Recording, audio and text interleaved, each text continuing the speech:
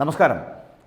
വളരെ കൗതുകകരമായിട്ടുള്ള ഒരു കാര്യമായതുകൊണ്ടാണ് ഞാൻ ഈ ഒരു വീഡിയോ ചെയ്യാമെന്ന് വിചാരിച്ചത്. കാരണം പലപ്പോഴും BJP എന്ന് പറയപ്പെടുന്ന പ്രസ്ഥാനത്തിനെക്കുറിച്ച് പലരും ഈ വർഗീയവാദികൾ, മതരാഷ്ട്രീയത്തിൽ ഉറച്ചു നിൽക്കുന്നവർ, ജാതി രാഷ്ട്രീയം പ്രഖ്യാപിക്കുന്നവർ, ആ ജാതി രാഷ്ട്രീയത്തെ പ്രോത്സാഹിപ്പിച്ച് മുന്നോട്ട് കൊണ്ടുപോകുന്നവർ എന്നൊക്കെ പറഞ്ഞ് പലതരത്തിലുള്ള ആക്ഷേപങ്ങൾ, വിമർശനങ്ങളൊക്കെ വരാറുണ്ട്. പക്ഷേ ആ വിമർശനങ്ങൾ നിലനിൽക്കുമ്പോഴാണ് കഴിഞ്ഞ ദിവസം ഈ പശ്ചിമ ബംഗാളിൽ BJPയുടെ ഒരു തെരഞ്ഞെടുപ്പ് പ്രചാരണ റാലി നടക്കുന്നു. ആ റാലിയിൽ അല്ലാഹു അക്ബർ എന്ന് പറയപ്പെടുന്ന മുദ്രാവാക്യം മുഴക്കിക്കൊണ്ട് അണികൾ മുന്നോട്ട് പോകുന്നൊരു കാഴ്ച. പാർട്ടിയുടെ കൂച്ച് ബീഹാർ സ്ഥാനാർത്ഥിയായുള്ള നിസിത് പ്രാമാണിക്കിന് വോട്ട് തേടിക്കൊണ്ട് BJPയുടെ ന്യൂനപക്ഷ മോർച്ച വ്യാഴാഴ്ച ഡൽഹിയിൽ നടത്തിയ റാലിയിലാണ് ഇങ്ങനെ വേറിട്ടുള്ള ഒരു മുദ്രാവാക്യം ഉയർത്തിയത് എന്നുള്ളതാണ്. സീതായ് ദിൻഹദ അസംബ്ലി മണ്ഡലത്തിലെ അസംബ്ലി മണ്ഡലത്തിലെ മുസ്ലിങ്ങളാണ് റാലി സംഘടിപ്പിച്ചത്. ആ BJPയുടെ കൂച്ച് ബിഹാർ പ്രസിഡന്റും MLAയുമായിട്ടുള്ള സുകുമാർ റോയിയാണ് ഇത്തരത്തിലൊരു വാദം മുന്നോട്ട് വെക്കുന്നത്. കൂച്ച് ബിഹാറിലെ മുഴുവൻ മുസ്ലിങ്ങളെയും ചേർത്ത് പിടിച്ചുകൊണ്ട് ഉടൻ തന്നെ നഗരത്തിൽ വലിയൊരു റാലി നടത്തുമെന്ന് തന്നെയാണ് ഇപ്പോൾ BJP പ്രഖ്യാപിച്ചിരിക്കുന്നത്. കാരണം ഇങ്ങനൊരു സ്ഥിതി ആദ്യമായിട്ടുണ്ടാകുന്നതാണ്. പാർട്ടിക്ക് ഈ ഭേദ്ഗുരിയിൽ മുസ്ലിം പഞ്ചായത്ത് സമിതി അംഗം ഉണ്ട് എന്നുള്ള കാര്യവും അതിനാൽ തന്നെ ഇതിൽ അസാധാരണമായി ഒന്നുമില്ല എന്നുമൊക്കെ BJPയുടെ വക്താക്കൾ പറയുമ്പോഴും പക്ഷേ അതൊരു പ്രത്യേകതയാണ് എന്ന് മനസ്സിലാക്കേണ്ടതുണ്ട്. കാരണം ഇത് BJPക്ക് ലഭിക്കുന്നൊരു പൂച്ചണ്ടാണ്. കൂച്ച് ബിഹാർ ജില്ലയിലെ സുക്തവാരി പ്രദേശത്ത് നിന്നുള്ള രാജ്ബൻഷി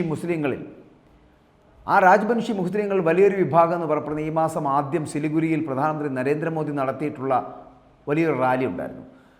ആ റാലിയിൽ പങ്കെടുത്തിരുന്നുവെന്നാണ് പറയപ്പെടുന്നത്. അങ്ങനെ BJP അനുഭാവികളായിട്ട് അവർ മാറുന്നൊരു സ്ഥിതിവിശേഷമുണ്ട്. അതുകൊണ്ട് തന്നെ ഇവിടെ സ്ഥിതിവിശേഷമൊക്കെ മാറുകയാണ്. തൃണമൂൽ എപ്പോഴും മുസ്ലിങ്ങളെ ഇങ്ങനെ വോട്ട് ബാങ്കായിട്ട് ഉപയോഗിക്കുന്ന ഒരു രാഷ്ട്രീയമാണ് പശ്ചിമ ബംഗാളിലുള്ളത്. ആളുകൾ ഇപ്പോൾ ഈ TMCയെയാണ് വർഗീയമായി മുദ്രകുത്തുന്നത് എന്നുള്ളതാണ്. കാരണം അവർ അങ്ങനെ ജാതീയമായ വോട്ടുകൾ തേടുന്നുള്ള ശ്രമമാണ് തൃണമൂൽ നടത്തിക്കൊണ്ടിരിക്കുന്നത് എന്നുള്ളതാണ്. തംലൂക്ക് മണ്ഡലത്തിലെ BJP സ്ഥാനാർത്ഥിയായിട്ടുള്ള അഭിജിത്ത് ഗംഗോപാധ്യായ അദ്ദേഹം പ്രചരണത്തിനിടെ മഹിഷാദൽ ദർഗയിൽ സംഭാവന നൽകുന്നതും സമർപ്പണം നടത്തുന്നതുമൊക്കെ വലിയ വാർത്തയായിരുന്നു. കൂടാതെ ഈ സന്ദേശ് ഖാലിയിലെ സ്ത്രീകൾ പീഡിപ്പിക്കപ്പെട്ട സാഹചര്യത്തിലൊക്കെ മുസ്ലിം സ്ത്രീകൾ ഈ TMCക്കെതിരെ, അതായത് തൃണമൂൽ കോൺഗ്രസിനെതിരെ വോട്ട് ചെയ്യുമെന്ന് കൃത്യമായി മനസ്സിലാക്കുന്ന ഒരു സാഹചര്യം, അവർ പറയുന്നൊരു സാഹചര്യം ഉണ്ടായി. 2021 നിയമസഭാ തെരഞ്ഞെടുപ്പ് റാലികളിലൊക്കെ BJP നേതാക്കൾ കടുത്ത മുസ്ലിം വിരുദ്ധ പ്രസ്താവനകളിലൂടെ വിവാദം സൃഷ്ടിക്കുന്ന ഒരു സാഹചര്യം 2021 ഉണ്ടാവുകയും ചെയ്തിരുന്നു. പക്ഷേ അതിൽ നിന്നും വ്യത്യസ്തമായിട്ടുള്ളൊരു കാര്യമാണ് ഇപ്പോൾ നടന്നത്. അതായത് ന്യൂനപക്ഷങ്ങളെ അടിച്ചമർത്താൻ ശ്രമിക്കുന്നു, മുസ്ലിങ്ങളെ ഭാരതത്തിൽ നിന്ന് ഓടിക്കാൻ ശ്രമിക്കുന്നു.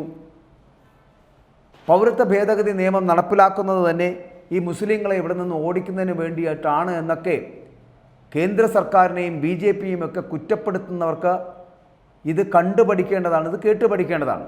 കാരണം പശ്ചിമ ബംഗാളിലെ BJPയുടെ റാലിയിലാണ് അല്ലാഹു അക്ബർ എന്നുള്ള മുദ്രാവാക്യം വിളിച്ചുകൊണ്ട് മുന്നോട്ട് വരുന്ന മുസ്ലിം സഹോദരങ്ങളെ കാണാൻ കഴിയുന്നത്. അപ്പോൾ മുസ്ലിം സഹോദരങ്ങൾക്ക് BJPയും നരേന്ദ്രമോദിയും അന്യനല്ല എന്നുള്ളതാണ് ഞാൻ ഇതിലൂടെ പറയാൻ ശ്രമിക്കുന്നത്. കാരണം BJPക്ക് അങ്ങനെ മുസ്ലിങ്ങൾ അല്ലെങ്കിൽ മറ്റേതെങ്കിലും വിഭാഗക്കാർ എന്നൊരു വേർതിരിവില്ല എന്നതിൻ്റെ വലിയൊരു ഉദാഹരണമാണ് പശ്ചിമ ബംഗാളിൽ നടന്നത് എന്നുള്ളത് ഒരു ഏറ്റവും വലിയ സൂചനയാണ്. ഇത് കണ്ടുപഠിക്കുക. അത് ഈ BJP വർഗീയവാദിയാണ്, മതരാഷ്ട്രീയം പുലർത്തുന്നവരാണ്, ജാതീയമായിട്ടുള്ള വേർതിരിവുകൾ ഉണ്ടാക്കുന്നവരാണ് എന്ന് വിമർശിക്കുന്നവർക്ക് ഇതൊരു പാഠമാണ്.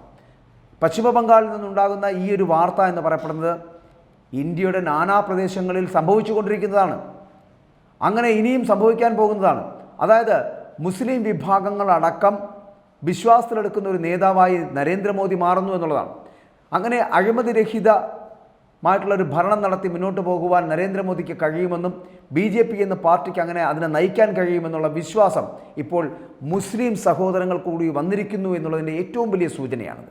അതുകൊണ്ട് തന്നെ പശ്ചിമ ബംഗാളിൽ നടക്കുന്ന അല്ലാഹു അക്ബർ വിളികൾ എന്ന് പറയപ്പെടുന്നത് BJPയെ ഒരിക്കലും അലോസരപ്പെടുത്തുന്നില്ല. പകരം BJP എന്ന് പറയപ്പെടുന്ന പാർട്ടിയെ, അതിൻ്റെ ആ സ്വത്വബോധത്തെയൊക്കെ മനസ്സിലാക്കുവാൻ ഇവിടുത്തെ ന്യൂനപക്ഷങ്ങൾക്കും മുസ്ലിം സഹോദരങ്ങൾക്കും കഴിയുന്നു എന്നുണ്ടല്ല അത്തരത്തിലുള്ള ഏറ്റവും വലിയ ചിന്തയാണ് പുറത്തു വരുന്നത്. കാരണം മുസ്ലിങ്ങൾ കൂടി മനസ്സിലാക്കിയിരിക്കുന്നു BJPയെക്കുറിച്ച്, BJP എന്ന് പറയപ്പെടുന്ന പാർട്ടിയെക്കുറിച്ച്, നരേന്ദ്രമോദി എന്ന പ്രധാനമന്ത്രിയെക്കുറിച്ച്. നരേന്ദ്രമോദിയിൽ വലിയ വിശ്വാസം മുസ്ലിങ്ങൾക്കും ഉണ്ടായിരിക്കുന്നു. ഇത് സംഭവിക്കാൻ പോകുന്നത് കേരളത്തിലടക്കം വലിയ മാറ്റങ്ങൾ ഉണ്ടാകാൻ പോകുന്നു എന്നുള്ളതിൻ്റെ സൂചനയാണ്. നമ്മൾ പലപ്പോഴും മുസ്ലിം ലീഗിനെ മാറ്റി നിർത്തുന്ന ഒരു സമീപനം സ്വീകരിക്കാറുണ്ടല്ലോ. കഴിഞ്ഞ 2 വട്ടമായി, അതായത് 2016 മുതൽ ഇപ്പോൾ 2024 വരെയുള്ള കാലഘട്ടത്തിൽ മുസ്ലിം ലീഗ് UDF-നോടൊപ്പം നിൽക്കുന്നു. കേരളത്തിൽ UDF-നോടൊപ്പം കേരളത്തിൽ നിൽക്കുകയും ഒപ്പം തന്നെ 2 പ്രാവശ്യം പ്രതിപക്ഷത്തിരിക്കുകയും ചെയ്യുന്ന ഒരു സമീപനം സ്വീകരിച്ചിട്ടുണ്ട്. പക്ഷേ അത് എത്രത്തോളം പോകും? ഇനിയൊരു തെരഞ്ഞെടുപ്പിനെ അഭിമുഖീകരിക്കുമ്പോൾ വീണ്ടും പ്രതിപക്ഷത്തിരിക്കുവാൻ തയ്യാറല്ല മുസ്ലിം ലീഗ് എന്നുള്ള സൂചനകൾ പലവട്ടം മുസ്ലിം ലീഗ് നൽകിയിട്ടുള്ളതാണ്. മുൻപ് ഈ CPM-മായി ചേർന്ന് പ്രവർത്തിച്ചിട്ടുള്ള ഒരു പാരമ്പര്യമുള്ള ഒരു പ്രസ്ഥാനമാണ് മുസ്ലിം ലീഗ്. പക്ഷേ അതുകൊണ്ട് തന്നെ അവർക്ക് അവരോടൊപ്പം ചേർന്ന് മുന്നോട്ട് പോകുവാനുള്ള ഒരു സാഹചര്യവും സാധ്യതയുമില്ല എന്നുള്ളതാണ്. പക്ഷേ മുസ്ലിം സമുദായങ്ങൾ പശ്ചിമ ബംഗാളിൽ ഇപ്പോൾ നടത്തിയ അല്ലാഹു അക്ബർ വിളികളും BJP-യോടൊപ്പം ചേർന്ന് നിന്നുകൊണ്ട് പ്രവർത്തിക്കുവാൻ നടത്തുന്ന ശ്രമവും വരും കാലങ്ങളിൽ കേരളത്തിലും ഉണ്ടാകുമെന്നുള്ള കാര്യത്തിൽ സംശയമില്ല. മുസ്ലിം ലീഗ് BJP-യോടൊപ്പം ചേർന്ന് നിന്നുകൊണ്ട് അല്ലെങ്കിൽ NDA-യുടെ ഒരു ഘടകകക്ഷിയാകാൻ പോകുന്നു എന്നുള്ളതിലും ചിലപ്പോൾ വരും കാലങ്ങളിൽ സംഭവിച്ചേക്കാം.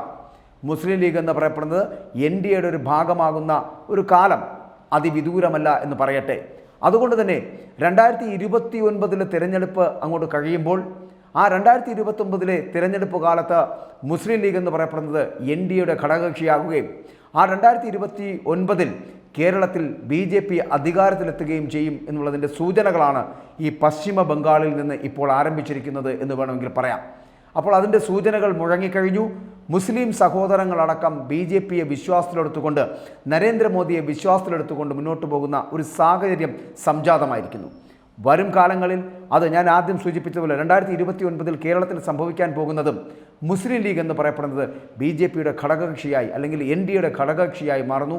ആ മുന്നണി സംവിധാനത്തിലേക്ക് പോവുകയും ഈ കേരളമെന്ന് പറയപ്പെടുന്നത് BJP-യുടെ ഭരണത്തിലേക്ക് എത്തുകയും ചെയ്യുന്ന ഒരു സാഹചര്യത്തിലേക്ക് എത്തുന്നതിൻ്റെ സൂചനകൾ ലഭിച്ചു തുടങ്ങുന്നു എന്ന് വേണമെങ്കിൽ നമുക്ക് പറയാം.